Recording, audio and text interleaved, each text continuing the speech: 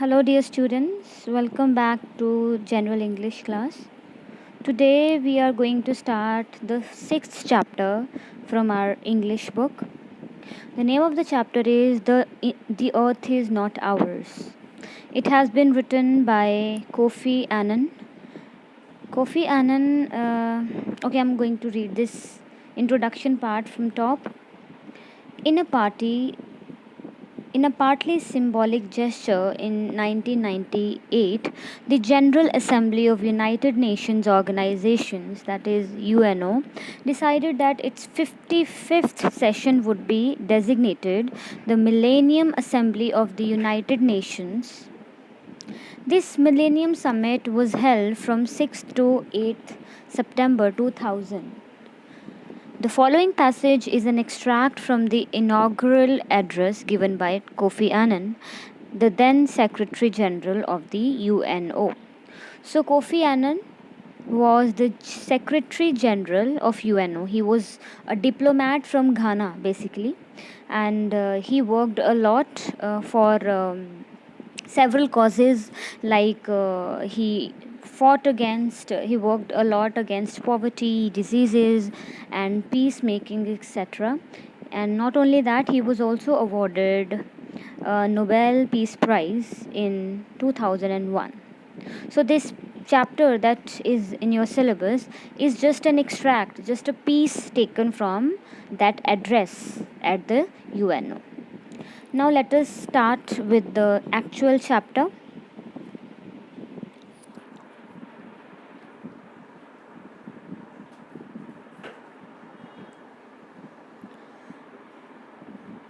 So the chapter is named The Earth is Not Ours. मतलब ये जो अर्थ है, पृथ्वी है, ये हमारी नहीं है. What does this mean? Let us find out. The millennium might have been no more than an accident of the calendar. But you, the governments, and the people of the world have chosen to make it more than that, an occasion for all humanity to celebrate and to reflect.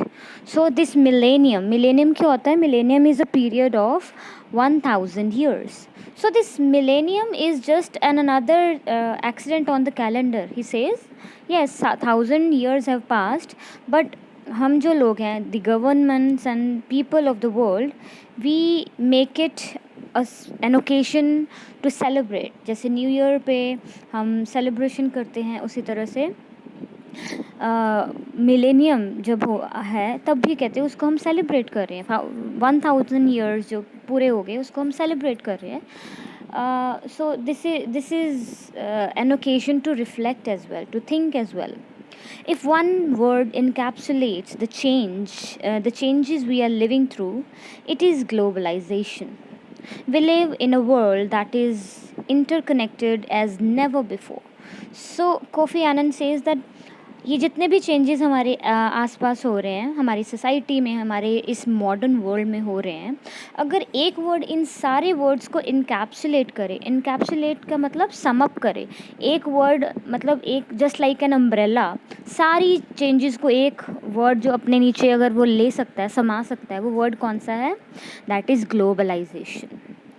Globalisation जो एक ऐसी चीज़ है जो कि इन सारे changes को explain कर सकता है. What is globalization? Globalization is basically the economic, basically different cultures and economic systems.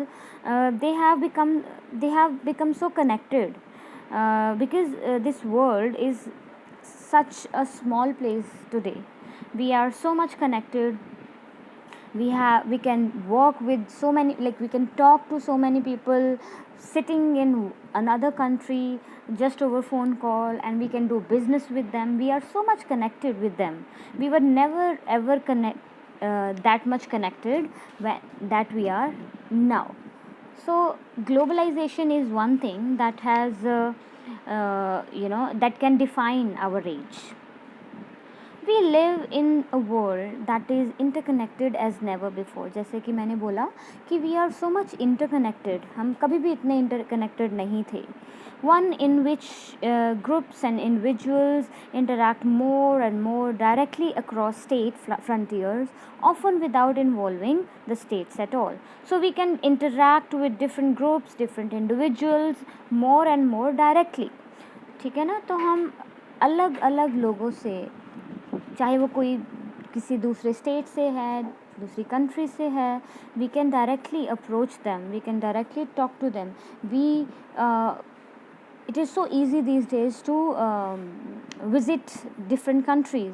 पहले इतना ईजी नहीं होता था, इतना कॉमन भी नहीं होता था, बट आजकल बहुत कॉमन है. So that is because of the globalisation.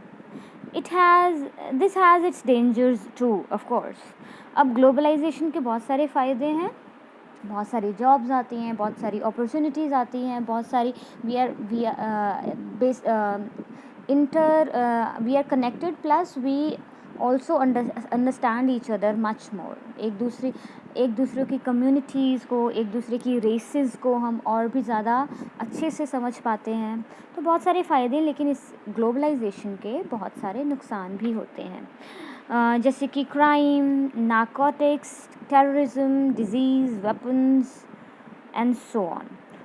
And in सब में से क्राइम हमें पता है, नारकोटिक्स मीन्स जो ड्रग्स है, नशा, उसकी तस्करी होती है, उसका गिव एंड टेक होता है अक्रॉस द बॉर्डर्स. डिजीज़, बीमारियां फैलती हैं. एक फ्रेश एग्जांपल हमारे सामने आज के टाइम पे है कोरोना. कोविड जो है वो भी अक्रॉस द बॉर्डर्स ही आया है, हमारे देश में नहीं पैदा हुआ. अगर ग्लोबलाइजेशन इतना नहीं बड़ा होता, तो इतना ज़्यादा नहीं होता, तो आज हमारे देश और बाकी बहुत सारे देशों में नहीं होता, चाइना से बाहर आया ही नहीं होता. सो वेपन्स, बहुत सारे तरह के आर्म्स जो हैं वो भी एक जगह से दूसरी जगह इंपोर्ट एंड एक्सपोर्ट होते हैं just because of globalization. So it has so many negative effects as well. All these move back and forth faster.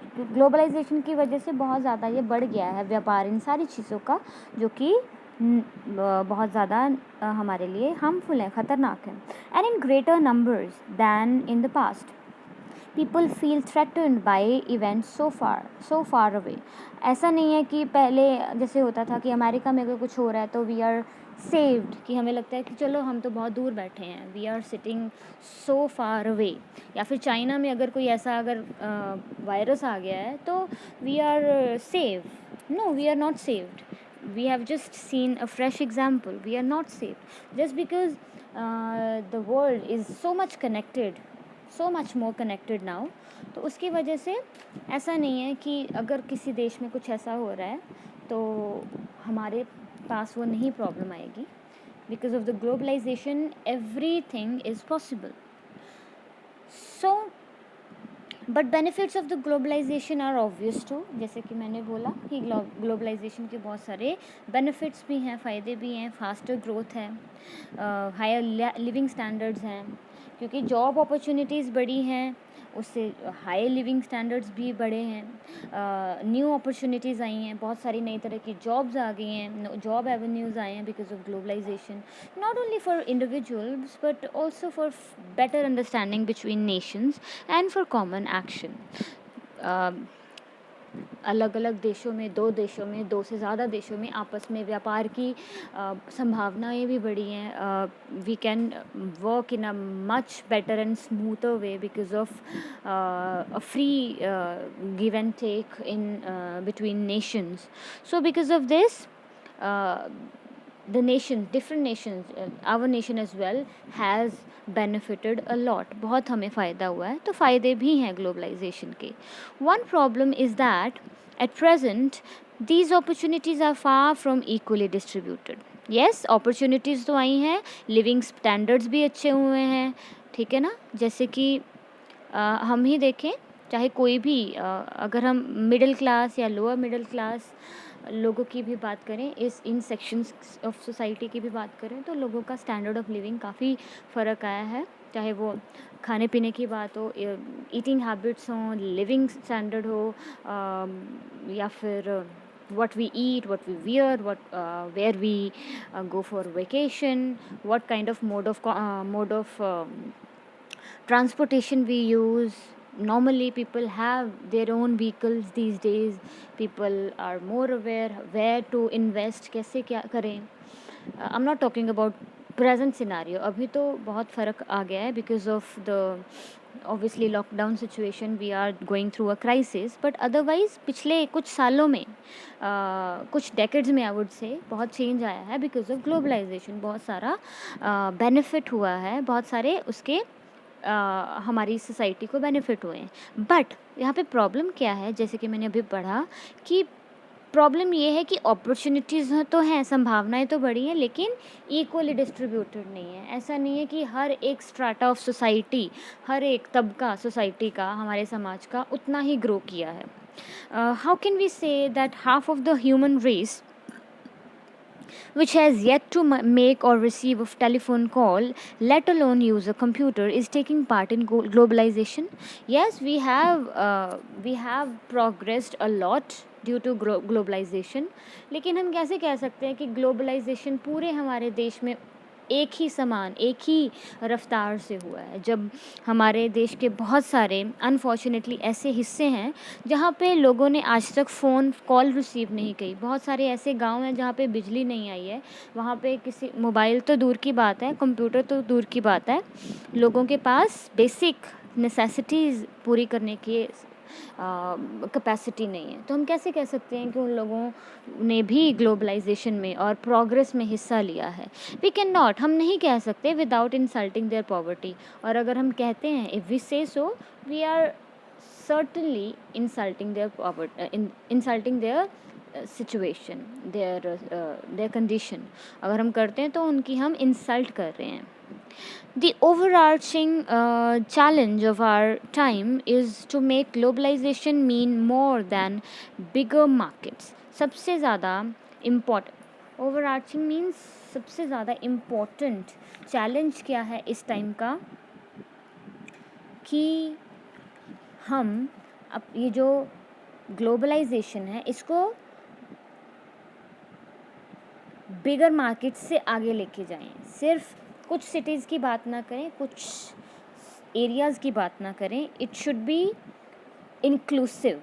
To make a success of this great upheaval we must learn how to govern better, and above all how to govern better together. तो हमें together सबको साथ लेके चलना है. Great अपीवल, अपीवल क्या होता है? अपीवल इज़ अ चेंज बेसिकली, ठीक है. तो इसको ऐसे हमें चेंज को इस तरह से इम्प्लीमेंट करना है कि ये बेटर तरीके से हम गवर्न कर पाएँ और बेटर तरीके से सबको साथ में लेके हम आगे बढ़ पाएँ. What are these global issues? कौन कौन से ग्लोबल इश्यूज़ हैं जिनको हम फेस कर रहे हैं? We have grouped them under 3 headings. इस चैप्टर में 3 मेजर हेडिंग्स के अंडर उनको पढ़ेंगे. Each of which I relate to a fundamental human freedom. कौन कौन सी हैं ये? Number 1 freedom from want, number 2 freedom from fear, and number 3 freedom of future generations to sustain their lives on this planet. So in the next chapter we will start with in the next class we will start with freedom from want. I hope जितना हमने आज पढ़ा है it is clear to you all. Thank you.